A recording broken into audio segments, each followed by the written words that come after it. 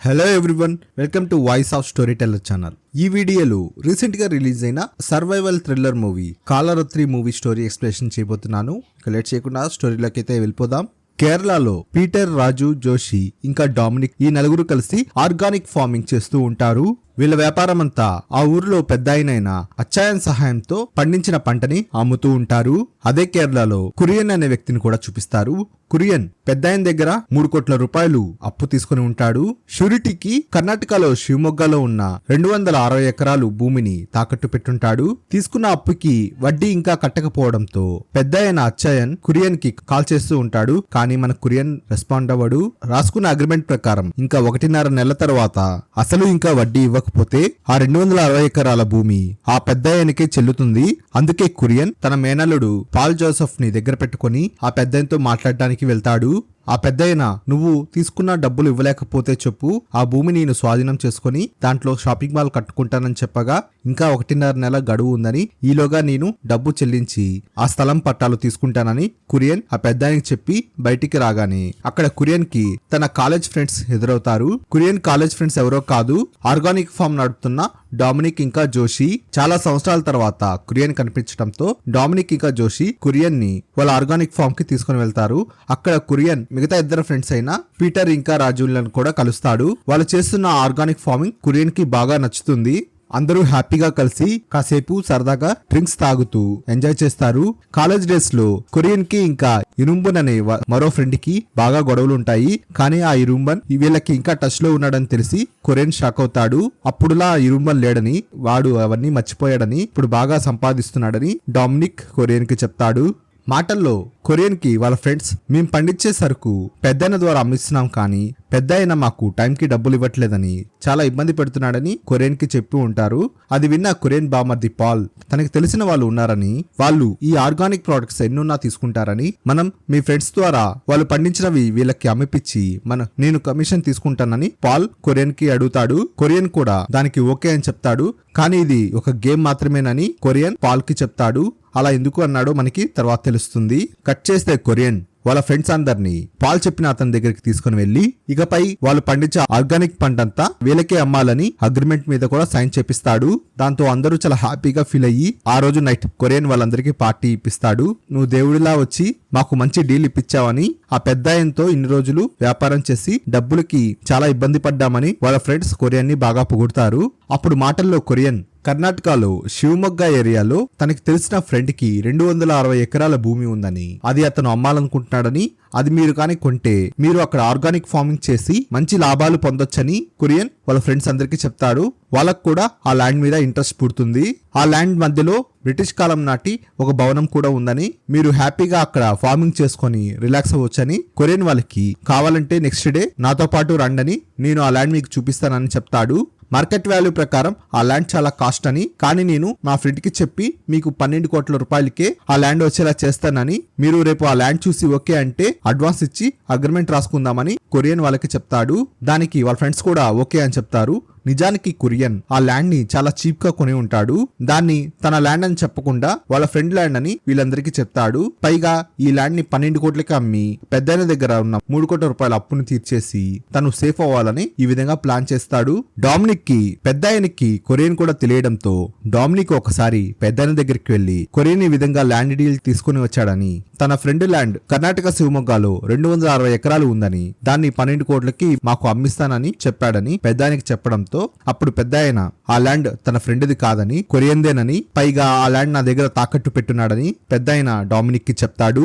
ఇంకా 1 నెల ఆగితే ఆ ల్యాండ్ నా సొంతం అవుతుందని, కొరియన్ ఆ ల్యాండ్ అమ్మకుండా చూస్తే నీకు నేను డబ్బు ఇస్తానని చెప్పి ఆ పెద్దాయన డామినిక్ కి డబ్బు ఆశ చూపిస్తాడు. దాంతో డామినిక్ అంతా నేను చూసుకుంటానని చెప్పి అక్కడి నుంచి వెళ్ళిపోతాడు. కట్ చేస్తే కొరియన్ ఒక ట్రావెలర్ తీసుకొని కర్ణాటకలో శివమొగ్గ దగ్గర ఉన్న ఆ ల్యాండ్ దగ్గరికి వెళ్ళడానికి వాళ్ళ ఫ్రెండ్స్ అందరినీ పికప్ చేసుకుంటాడు. వీళ్ళందరూ జర్నీలో మందు తాగాలని చెప్పి వాళ్ళకి తెలిసిన అనీష్ అనే ఒక అబ్బాయిని డ్రైవర్ గా తీసుకొని అక్కడికి బయలుదేరుతారు. కట్ చేస్తే వీళ్ళు ఆ ల్యాండ్ కి వెళ్లి ల్యాండ్ అంతా చూసి అక్కడున్న ఫామ్ హౌస్ లో స్టే చేస్తారు. కురియన్ వాళ్ళ ఫ్రెండ్స్ అందరికి ఆ హౌస్ బాగా నచ్చుతుంది.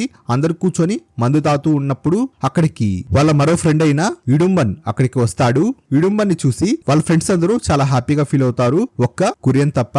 కానీ పార్టీ మూడ్ చెడగొట్టడం ఇష్టం లేక కురియన్ కూడా ఇడుంబన్తో పాస్ట్ లో జరిగిందంతా మర్చిపోయి హ్యాపీగా నవ్వుతూ వెల్కమ్ చెప్తాడు. వీళ్ళందరూ పార్టీ చేసుకోవడానికి మందు కూడా తెచ్చుకుని ఉంటారు. మంచంకి చికెన్ ఇంకా బీఫ్ ని ఇడుంబన్ ముందు పెట్టి ఎంజాయ్ చేద్దామని చెప్పగా అడవికి వచ్చాక కూడా ఈ చికెన్ ఏం తింటారా అని చెప్పి బయట ఉన్న తన చీప్ లో నుంచి తను వేటాడిన ఒక అడవి పందిని తీసుకుని వస్తాడు. ఈ అడవి పందిని చంపి ఫ్రై చేయమని చెప్పి మనం తాగుతూ తింటూ ఎంజాయ్ చేద్దామని ఇడుంబన్ వాళ్ళ ఫ్రెండ్స్ కి చెప్తాడు.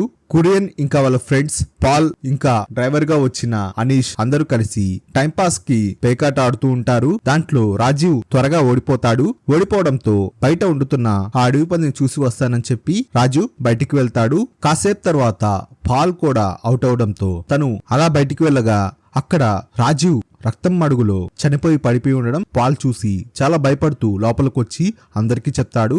అందరూ బయటికి వెళ్లి చూసి చనిపోయి పడిపోయిన రాజుని చూసి షాక్ అయిపోతారు.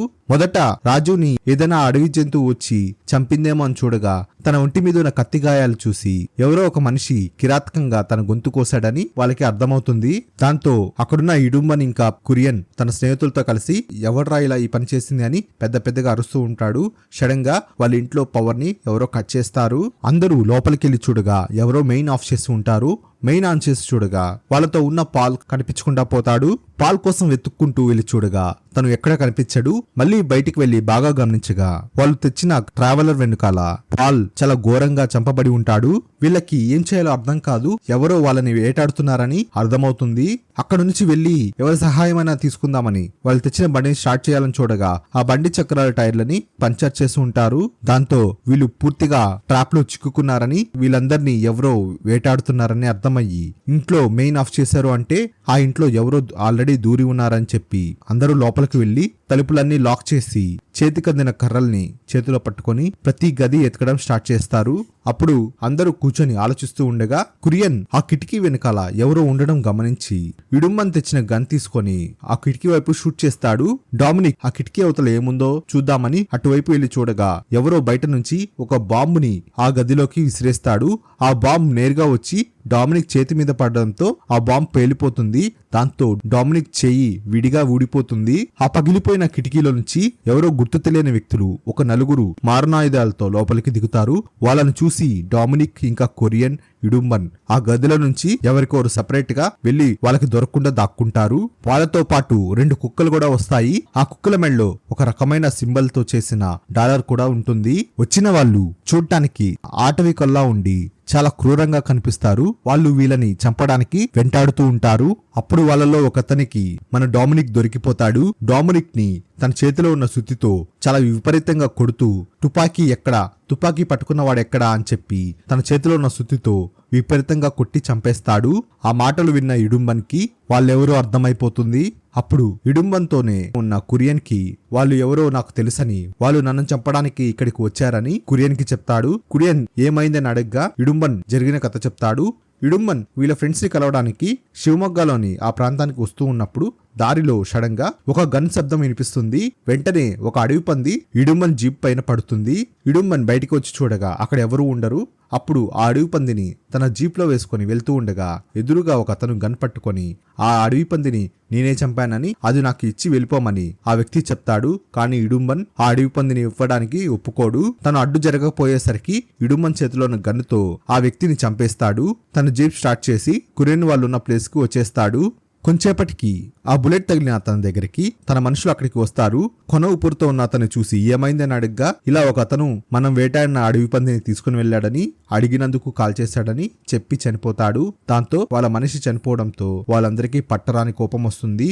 దీనికి కారణమైన వాడిని ఎలాగైనా చంపాలని చెప్పి ఆ జీప్ వెళ్లిన దారిన పరిగెత్తుకుంటూ వస్తారు. అలా వాళ్లే నన్ను వెతుక్కుంటూ వచ్చి ఇప్పుడు మనల్ని వేటాడి మరీ చంపుతున్నారని ఇడుంబన్ కొరియన్ కి చెప్తాడు. కొరియన్ కి ఇడుంబన్ చేసిన పనికి చాలా కోపం వస్తుంది. కానీ అప్పుడున్న పరిస్థితుల్లో తన పైన కోపడడం కన్నా ముందు అక్కడి నుంచి ఎలా తప్పించుకోవాలని చెప్పి కొరియన్ ఇడుంబన్ కి ఈ విధంగా చెప్తాడు. మనం ఈ విషయం గురించి తర్వాత మాట్లాడదామని, ముందు మనం ఇక్కడి నుంచి తప్పించుకోవాలని ఈ భవనంలో ఒక సీక్రెట్ వే ఉందని, అది ఒక సొరంగం అని, మనం ఆ సొరంగం ద్వారా వెళ్తే ఇక్కడ నుంచి బయటపడొచ్చని ఇడుంబన్కి చెప్పి అక్కడున్న అండర్ గ్రౌండ్ లో సొరంగంలో నుంచి ఇద్దరు వెళ్ళడం స్టార్ట్ చేస్తారు. మరోపక్క జోషిని వాళ్ళలో ఒక అతను చూసి చంపబోతుండగా అక్కడే ఉన్న ఒక యాసిడ్ బాటిల్ ని తీసుకొని అతని మీద పోసేయగా అతని శరీరం చాలా ఘోరంగా కాలిపోయి చనిపోతాడు. వాళ్ళ మనిషి మరొకరు చనిపోవడంతో ఆ అడవి మనుషులకి ఇంకా కోపం వస్తుంది. ఎలాగైనా వీళ్ళందరినీ చంపాలని చెప్పి వాళ్ళని చంపడానికి లోపలికి వెళ్తారు. మరోపక్క ఇడుంబన్ ఇంకా కురియన్ సొరంగం దారిలో వెళ్లడం ఆ అడవి మనుషులతో వచ్చిన కుక్క కనిపెట్టేస్తుంది. కుక్క అరవడంతో వాళ్ళందరూ ఆ సొరంగంలోకి వెళ్ళడానికి ట్రై చేస్తారు. కురియన్ ఇంకా ఇడుంబన్ ఆ సొరంగం నుంచి బయటికి రావడానికి ట్రై చేయాలని చూడగా అక్కడున్న డోర్ కి లాక్ చేసి ఉంటుంది. ఎలాగో అలా దాన్ని అన్లాక్ చేయగా బయట నుంచి మరో కుక్క వీళ్ళపైన దాడి చేస్తుంది. ఆ కుక్క కురియన్ కాలు పట్టి చాలా విపరీతంగా గాయాలు చేస్తూ ఉంటుంది. కురియన్ కుక్క దెబ్బకి కింద పడిపోతాడు. ఇదే అదనుగా చూసుకొని ఇడుంబన్ కురియన్ ని కాపాడకుండా అక్కడి నుంచి తప్పించుకుని బయటికి వచ్చేస్తాడు. మరోపక్క జోషి, పీటర్ ఇంకా డ్రైవర్ అనీష్ ఎలాగోలా తప్పించుకొని అక్కడి నుంచి బయట పడిపోతారు. ఆ అడవి మనుషులందరూ బయటకు వచ్చి తప్పించుకున్న ఇడుంబన్ వెంట పడతారు. కురియన్ మాత్రం ఆ కుక్కతో పోరాడుతూ ఉంటాడు. మరోపక్క పీటర్, జోషి ఇంకా అనీష్ల వెనక ఆ కుక్క వెంట పడుతుంది. ఆ కుక్కని వాళ్ళు ఎలాగోలా చంపేసి అక్కడి నుంచి బయటపడిపోతారు. ఇడుంబన్ మాత్రం వాళ్ళని అతి కష్టం మీద ఆ ముగ్గురిని ఎలాగోలా చంపేస్తాడు. ఫైనల్ గా ఈ నలుగురు అక్కడి నుంచి తప్పించుకొని రోడ్డు వైపుకి వస్తారు. అప్పుడు ఆ రోడ్డు వైపున ఒక జీప్ అయితే వెళ్తూ ఉంటుంది. ఆ జీప్ ని లిఫ్ట్ అడిగి ఆ జీప్ ఎక్కి వెళ్తూ ఉండగా ఆ జీప్ లో ఉన్న ఒక సింబల్ ని డ్రైవర్ అనీష్ చూసి గుర్తుపడతాడు. అదే సింబల్ ఉన్న డాలర్ వాళ్ళ పైన దాడి చేయడానికి వచ్చిన వాళ్ళ దగ్గర ఉన్న కుక్క మెండలో కూడా ఉంటుంది. దాంతో అనీష్ కి ఈ జీప్ లో ఉన్న వ్యక్తి కూడా వాళ్ళ మనిషేనని అర్థమైపోతుంది. ఆ విషయం అక్కడున్న వాళ్ళందరికీ చెప్పగా అప్పుడు అతను ఆ జీప్ అక్కడ ఆపి తన దగ్గర ఉన్న గన్ బయటికి తీస్తాడు. ఇంతటితో ఈ స్టోరీ అయితే అయిపోతుంది. ఇంతకీ అతను ఆ నలుగురిని చంపేశాడా లేదా వాళ్ళు తప్పించుకున్నారా, కురియన్ ఏమయ్యాడు అనేది మేబీ ఈ మూవీకి మరో సీక్వెల్ సినిమాలో మనకి చూపిస్తారేమో. సీక్వెల్ తీయడానికి చాలా ఛాన్సెస్ అయితే ఉన్నాయి. మీకు నా స్టోరీ ఎక్స్ప్లెనేషన్ నచ్చినట్లయితే ప్లీజ్ ఈ వీడియోకి లైక్ చేయండి.